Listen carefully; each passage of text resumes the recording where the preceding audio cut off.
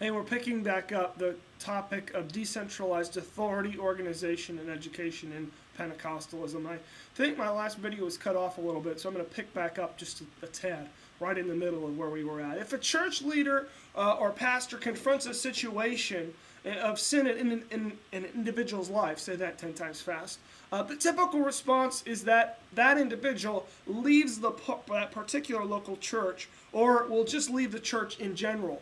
This is the nature of church today. Not simply for this reason, but with it in mind, building authentic community is so important.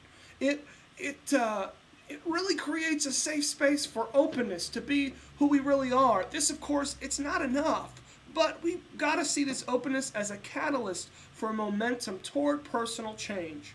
Because of the decentralized approach, accountability now flows from the authority of a communal set of guidelines rather than from the pulpit. Paul offers us a wonderful example of building community in a tenuous world during his correspondence with the church in 1 Corinthians. The church at Corinth especially shows us a church at odds with its founding pastor. Sprinkled throughout the entire text of the work are Paul's attempts really to offer his credibility as an apostle, as a servant of God, and as one who had authority in matters of spirituality to this particular community. 1 Corinthians shows us how quickly warped expectations can quickly twist into distorted, defined credentials. The goal for a community's relationships should be for its relationships to be so rich that the breaking point for those individuals with the need for discipleship, literally to change their behavior, is that they have to choose between that behavior or leaving that community. Nonetheless, people are choosing their church today.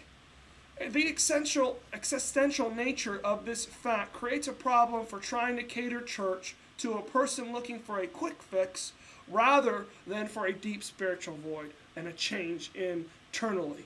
For this reason, it also becomes much more important for ministers to be well educated. Solid theological education helps us avoid the pitfall of bad teaching. This is attractive also to a pastor trying to grow a church by catering to a consumeristic culture. Moreover, in today's world, it will not be uncommon for congregations to have people in it who have attended a seminary or a Bible college. The people I run across to in our churches have MDivs. They have PhDs. They have PhDs in Bible and theology and the like. And moreover, they are representative of the types of variety of church backgrounds, whether they're Catholic or Presbyterian or Baptist. They're there, and they're carrying that with them.